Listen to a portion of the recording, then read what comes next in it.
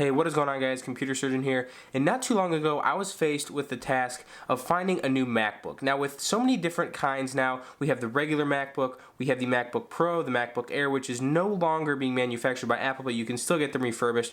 We have the new 2016 versions with a touch bar and everything. It was just a lot to process at the time, and I know that a lot of people out there are still kind of trying to figure out what configurations they need to do what they need to do on a Mac, because you can't really game on a Mac unless it's web-based or really anything like that, and there's no really good graphics cards or anything that's built in. You can get external GTX 1070s and things like that, but obviously you have to buy the hardware and the adapters for that. So what is the best possible combination that you can get for the MacBook that will better suit you? Now, this kind of is a little bit of a controversial topic because you might be a web developer like myself, you might be into kind of some hardcore video editing, or you might just have it for school or whatever, and there's a lot of different combinations you can get on their website that will kind of help you better suit the MacBook for your needs. So as of right now, you can get the brand new MacBook fully customized without the touch bar on Apple's website for around $2,400. Now, what is the difference between the $2,400 model and the $1,400 model,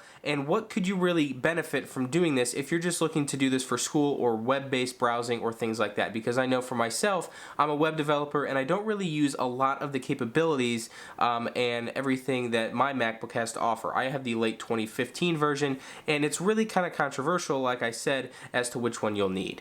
So the first MacBook we're going to be taking a look at is the standard 12-inch MacBook by Apple. This was released, I think, just a little bit over a year ago, and this is rocking a 256 gigabyte PCIe-based onboard flash storage, a 1.1 gigahertz dual-core Intel Core M3 processor, and this can turbo boost up to 2.2 gigahertz, as well as 8 gigabytes of memory and Intel HD graphics 515. And you can kind of pre-configure these to your liking, but Apple only gives you two options for this, and it does give you the option for a 512 PCIe-based onboard flash storage, as well as a little bit of a bump in the processor at a 1.2 gigahertz dual-core Intel Core M3 or an M5 processor, turbo boosting up to 2.7 gigahertz, and the Intel graphics and the memory are the same.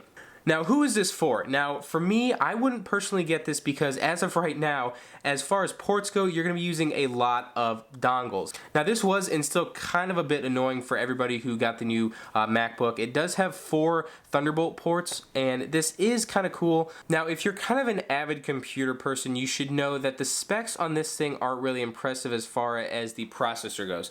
It is a 1.1 or a 1.2 gigahertz dual-core Intel Core M5 or an M3 processor, which is okay if you're just doing kind of standard browsing, maybe you're typing papers for college or something on it, but as far as real-world use, I can't really see myself using this as a developer or really anybody else. I was considering this at one point until I saw the specs, and I couldn't really do anything past 512 gigabytes of storage, and for me, hard drive space is crucial because I do have a lot of projects, and video editing takes up a lot of space on my Mac. So I was opted out of this option just because of the fact that unless you're really doing light-based activities on this, you're going to run into some serious issues down the line, maybe with performance. The processor on this compared to the newer MacBooks is pretty bad. Like I said, I'm currently rocking the early 2015 MacBook Pro, and I love it. I was considering selling this and buying the new MacBook, but I really wasn't sold on the keyboard, as well as spending upwards of $200 on dongles just to support everything else that I tried to use, such as external mice, HDMI cables, and things like that. And I really wasn't ready to give up my MagSafe charger just yet. But as far as using this MacBook goes, the standard 12-inch MacBook, I really wouldn't recommend this to you unless you're really just doing this for school or doing light-based activities. Now, this next one I see a lot with different types of college students because it's lightweight and you're paying a pretty reasonable price for what you're going to be getting. Now, this does come in a 13-inch or 11-inch option. I don't believe Apple promotes or sells the 11-inch option anymore, but obviously you could buy this on eBay, maybe Amazon if somebody is reselling it. So for the price of $999, you're going to be getting a 1.6 gigahertz dual-core Intel i5 processor, capable of turbo boosting up to 2.7 gigahertz, Intel HD graphics 6000 and 8 gigabyte memory, as well as 128 gigabyte PCIe based flash storage. And for $200 more, the only thing that you're going to be getting is a 256 gigabyte PCIe based flash storage. So for an extra $200, you can double your flash storage or your SSD, but obviously if you're not willing to spend that much as a college student, I doubt you're going to be using 128 gigabytes even if you are doing a lot of pictures and stuff. Obviously storage is manageable, so if you're looking for a kind of less expensive option as some of the newer MacBooks, which can run up to $2,500, even $3,500, this is something that I would really recommend for you if you know that you're going to be doing some paper typing or just doing some standard web browsing, email checking, and everything like that. Now this last one is the MacBook Pro, and like I said before, I am currently running the 2015 MacBook Pro 13-inch just because it was a little bit cheaper at the time, and I didn't know if I was ready to convert over to the newest one, which only had Thunderbolt cables. And I wasn't really too sure about buying all those dongles, spending even more money to get the things that I had before working. So I just opted for the early 2015, and it still has that nice mushy keyboard compared to the Generation 2 butterfly mechanisms on the 2016 MacBook Pro. So this is where a lot of the confusion comes in, because a lot of people aren't sure what the difference is between a $1,500 MacBook and a $2,500 MacBook, and that's kind of why I made this video, just to kind of explain what exactly that is. Now with the new MacBook, you have the option of getting the touch bar or not, and personally if I were to buy the new MacBook, I would get it without the touch bar, just because a lot of the functionality that I'm used to is by pressing the keys, and I know exactly where all of that is.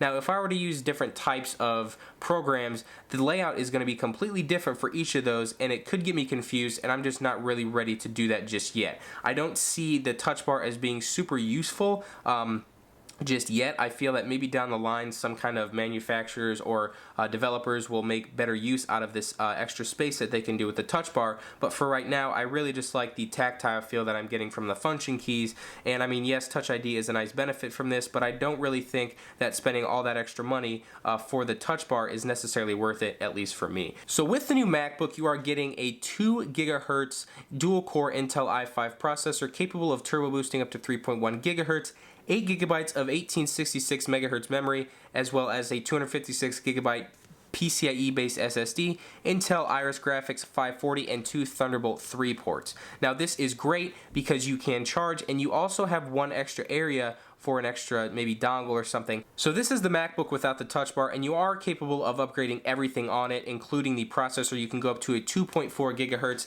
i7 processor, as well as 16 gigabytes of memory, and you can go up to a 1 terabyte PCIe based SSD in there. So if you were going to spend this much on a laptop, exactly how much would it cost, and who is this for? Now right now you can get this fully upgraded MacBook Pro for $2,500. Now this is a lot of money, especially for this upgraded version, which what seems now to kind of be standard for every kind of laptop. You can definitely go out right now on the web and find laptops a lot cheaper for this with the same specs, maybe even better, but you are getting that premium build quality that Apple provides, and that's something that I personally like about them. Now I do run a virtual machine on my MacBook that allows me to use Windows, but this is for development purposes, and I don't think that if I had to program in things like BASIC or C# and use Visual Studio Community, that I would really be using Windows at all. So I really think that if you're going to get a MacBook, the new MacBook Pro is going to be right up your alley. It is a little bit expensive, so if you're not willing to spend $2,500 on a MacBook, which a lot of people aren't, then you can go ahead and you could possibly look at the Air, and you could also look at an earlier version of the MacBook. Now they're not going to be selling the 2015 MacBook on Apple's website anymore, but you can always get those refurbished for a decent price. I'm actually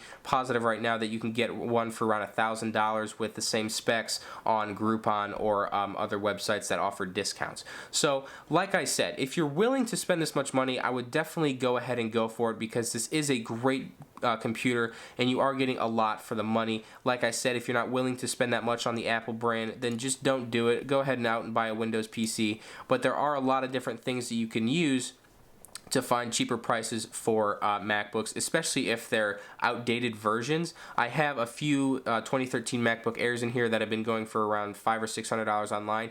Yes, they do keep their value, but that is for a reason, because they still run like brand new, and I just find them to be a really nice build quality. So the last one we're going to be taking a look at is the newest MacBook Pro with the 15-inch display and everything upgraded in it. Now you can get the fully upgraded MacBook right now for around $4,300, and yes, that is a ton of money, especially for a laptop. Now for this price, you're going to be getting a 2.9 quad-core Intel i7 processor capable of turbo boosting boosting up to 3.8 gigahertz, 16 gigabytes of 2133 megahertz memory, as well as a 2 terabyte PCIe based SSD with Radeon Pro 460 graphics and 4 gigabytes of memory, as well as 4 Thunderbolt 3 ports.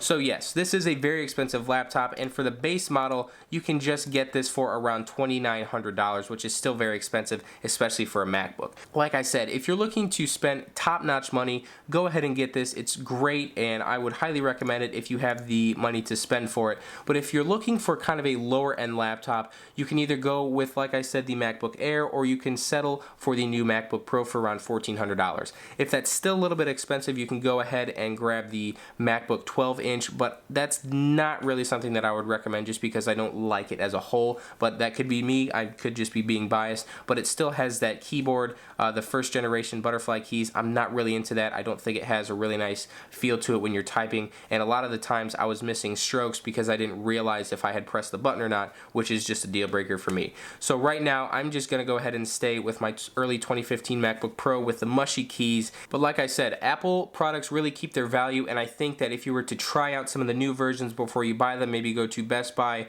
Target, Walmart, somewhere, test them out before you buy them because they are pretty good, but you are going to want to make sure that you like the feel of the keyboard and the features that it has to offer before you spend that much money to take it home. So guys, I really hope you did enjoy this video, something a little bit different I decided to try out, and definitely go ahead and give this video a thumbs up and subscribe if you enjoyed it. Leave some comments in the section below and tell me which MacBook you have and if you are looking to upgrade it anytime soon. I really appreciate you guys watching. I will see you guys in the next video. Peace out, and thanks for watching.